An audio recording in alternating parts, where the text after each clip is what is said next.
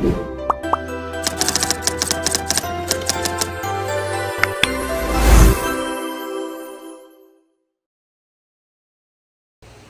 semuanya, perkenalkan nama saya Gadis Hanaya dengan NIM 250306106. Saya dari PTNA. Di sini saya akan menjelaskan tentang kardiovaskular pada unggas. Yang pertama itu di kardiovaskular ini terdapat atrium kanan, atrium kiri, ventrikel kanan dan ventrikel kiri. Nah, di kardiovaskular ini terdapat beberapa katup. Yang pertama ada katup trikuspidalis yang membatasi atrium kanan dan ventrikel kanan. Dan selanjutnya ada katup bicuspidalis yang membatasi atrium kiri dengan ventrikel kiri.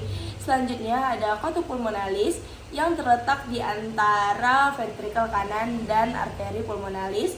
Dan yang terakhir ada katup aorta yang terletak di antara ventrikel kiri dan aorta.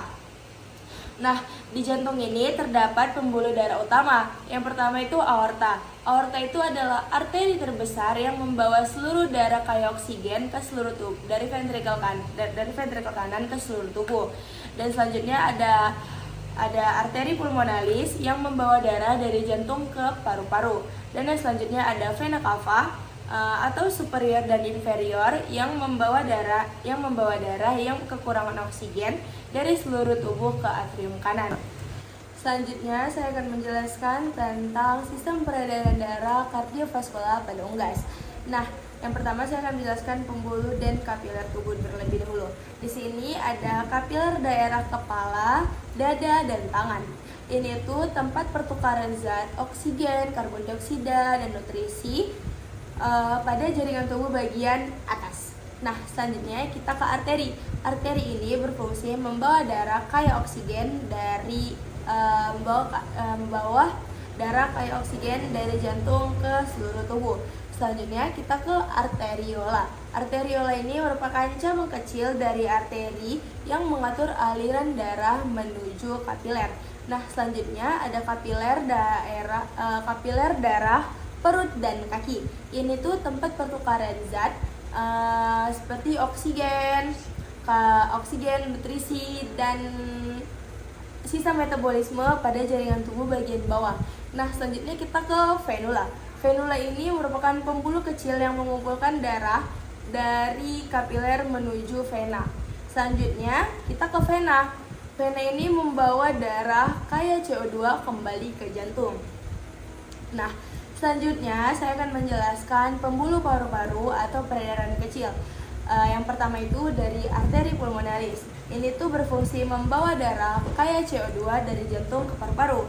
Nah, selanjutnya ke kapiler paru-paru kiri. Ini tuh berfungsi sebagai tempat pertukaran gas, CO2 dilepas dan O2 diambil.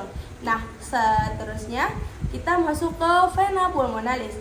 Ini tuh berfungsi membawa darah kaya oksigen dari paru-paru ke jantung. Nah, selanjutnya saya akan menjelaskan mengenai bagian jantung. Yang pertama itu kita mulai dari serambi kanan. Serambi kanan atau atrium kanan. Ini tuh berfungsi menerima darah kaya CO2 dari seluruh tubuh melalui vena cava. Nah, lalu ada serambi kiri yang berfungsi, serambi kiri ini atrium kiri. Dia berfungsi menerima darah kaya O2 dari paru-paru. Nah, selanjutnya kita ke bilik kanan. Bilik kanan ini merupakan ventrikel kanan. Ini tuh berfungsi memompa darah ke paru-paru melalui arteri pulmonalis.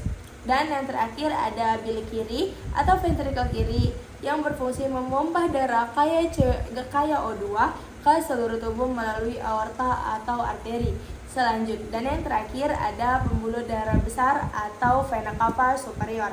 Itu tuh berfungsi, vena cava superior berfungsi sebagai membawa darah dari bagian tubuh atas, kepala, leher, dada ke serambi kanan.